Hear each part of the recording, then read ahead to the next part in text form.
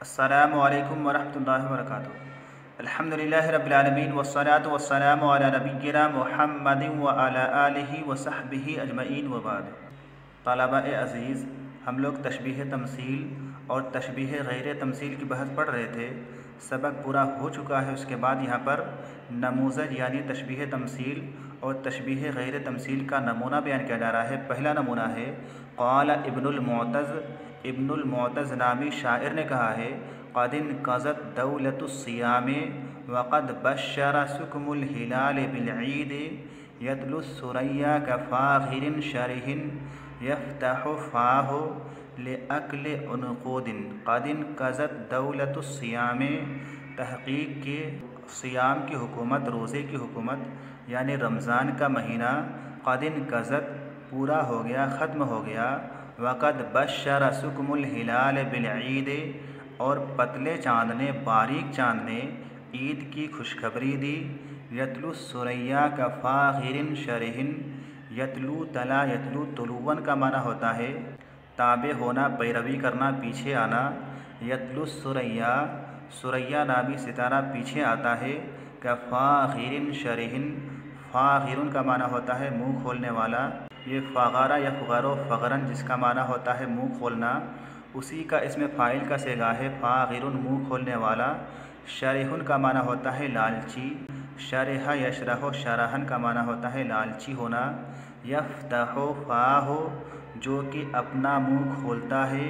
لأکل عنقود، انگور کا گچھا کھانے کے لیے۔ یتلو الثریا، ثریا نامی ستارہ اس کا پیچھا کرتا ہے، اس کے پیچھے پیچھے آتا ہے، اس کے سامنے ہوتا ہے۔ کفاخر شرح، حریص اور لالچی آدمی کے منہ کھولنے کی طرح سے۔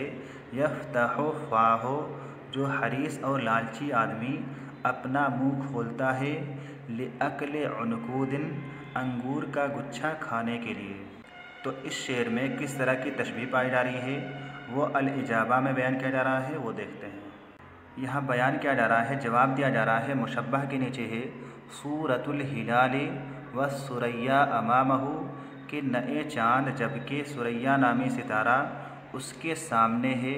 یہ جو صورت ہے، یہ شکل ہے، یہ مشبہ ہے، اس کو تشبیہ دیا جا رہا ہے۔ کس سے تشبیہ دیا جا رہا ہے؟ مشبہ بہ کون ہے؟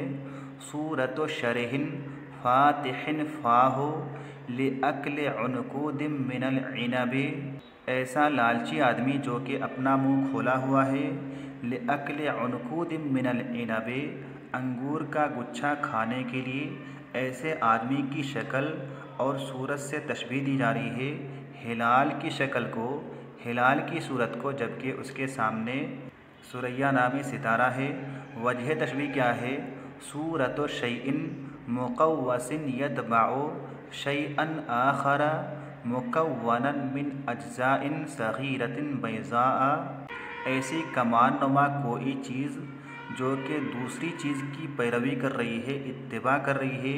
مکونا من اجزاء صغیرۃ، جو کمان نما چیز چھوٹے چھوٹے سفید اجزاء سے بن رہے ہیں، یعنی یہاں پر وجہ تشبیہ مفرد نہیں ہے، ایک صفت یا ایک سے زیادہ صفات نہیں ہے، بلکہ صورت ہے، شکل ہے، نقشہ ہے۔ لہذا یہ تشبیہ کون سی ہوگی؟ نوع التشبیہ من حیث الوجہ بیان کیا جا رہا ہے کہ یہ تشبیہ تمثیل ہے، تشبیہ تمثیل کی یہ مثال ہے، اس کو تشبیہ غیر تمثیل نہیں کہہ سکتے ہیں۔ اس کے بعد دوسری مثال کیا ہے وہ دیکھتے ہیں۔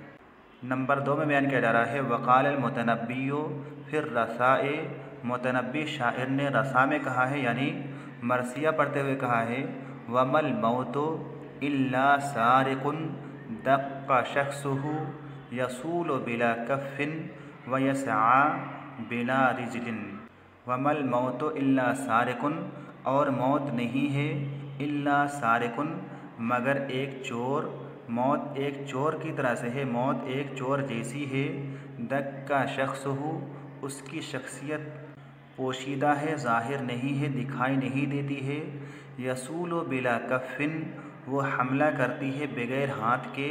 ویسعى بلا رجل، اور وہ دوڑتی ہے، بھاگتی ہے، جاتی ہے بلا رجل، بغیر پیر کے۔ وما الموت الا سارق، اور موت ایک چور کی طرح سے ہے، چور جیسی ہے۔ دق کا شخص ہو، اس کی شخصیت پوشیدہ ہے، اس کی ذات پوشیدہ ہے۔ یصول بلا کفن، وہ حملہ کرتی ہے بغیر ہاتھ کے۔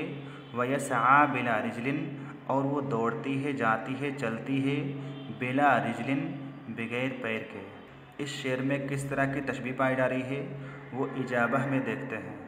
یہاں مشبہ کے نیچے لکھا ہوا ہے کہ الموتو، اس شعر کے اندر الموت کا لفظ مشبہ ہے، اس کو تشبیہ دیا جا رہا ہے۔ مشبہ بہی کون ہے، کس سے تشبیہ دیا جا رہا ہے؟ اللص الخفی الاعضاء، وہ چور جس کے اعضاء پوشیدہ ہیں، جو دکھائی نہیں دے رہا ہے، وہ مشبہ بہی ہے۔ وجہ تشبیہ کیا ہے، کیوں تشبیہ دیا جا رہا ہے؟ الخفاء وعدم الظہور، پوشیدہ ہونا اور نظر نہ آنا، اسی وجہ سے یہاں پر تشبیہ دی جا رہی ہے۔ اور چونکہ یہاں پر وجہ تشبیہ مفرد ہے یعنی صفت ہے، کیا صفت ہے؟ پوشیدہ ہونا اور ظاہر نہ ہونا، یہ صفت ہے۔ اسی صفت کی وجہ سے موت کو چور سے تشبیہ دی گئی ہے کہ جس طرح سے موت پوشیدہ ہوتی ہے، نظر نہیں آتی ہے، دکھائی نہیں دیتی ہے، اسی صفت کا حامل چور بھی ہوتا ہے، چور میں بھی یہ صفت پائی جاتی ہے، وہ بھی دکھائی نہیں دیتا ہے، دونوں میں یہ صفت پائی جاتی ہے۔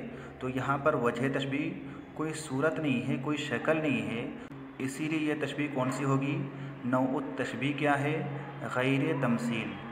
اس کے بعد تیسری مثال ہے وقال الشاعر، اور کسی شاعر نے کہا ہے، کیا کہا ہے؟ وَتَرَاهُ فِي ظُلَمِ الْوَغَى فَتَخَالُهُ قَمَرًا يَكُرُّ عَلَى الرِّجَالِ بِكَوْكَبِ وَتَرَاهُ فِي ظُلَمِ الْوَغَى، اور تم اسے جنگ کی تاریکی میں دیکھو گے، فَتَخَالُهُ قَمَرًا، تو تم اسے چاند خیال کرو گے، اسے تم چاند محسوس کرو گے۔ یکر علی الرجال بکوکب، جو کہ لوگوں پر حملہ کرتا ہے، بکوکب، ستارے کے ذریعے، یعنی جس طرح سے چاند ستاروں کے ساتھ لوگوں کو روشنی دیتا ہے، اسی طرح سے وہ شخص بھی تلوار لیے ہوئے جنگ کی تاریکی میں چاند کی طرح سے دکھتا ہے، چاند کی طرح سے محسوس ہوتا ہے۔ اس کا جواب دیا جا رہا ہے مشبہ اس میں کون ہے؟ صورت الممدوح وبیدہ سیف لامع یشک بہ ظلام الغبار، ممدوح کی شکل، ممدوح کی صورت، وبیدہ سیف لامع، اس حال میں کہ اس کی ہاتھ میں چمکدار تلوار ہے، یشک بہ ظلام الغبار، وہ اس تلوار کے ذریعے گرد و غبار کی تاریکی کو دور کرتا ہے، ہٹاتا ہے۔ یہ مشبہ ہے، یہ شکل کیا ہے، یہ صورت کیا ہے؟ مشبہ ہے۔ مشبہ بہی کون ہے، کس سے تشبیہ دیا جا رہا ہے؟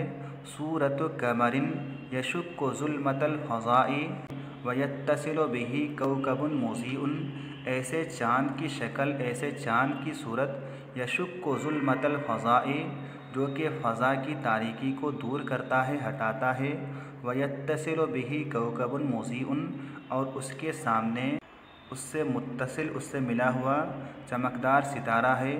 تو یہ جو شکل ہے، یہ جو صورت ہے، یہ مشبہ بہی ہے۔ وجہ تشبیہ کیا ہے؟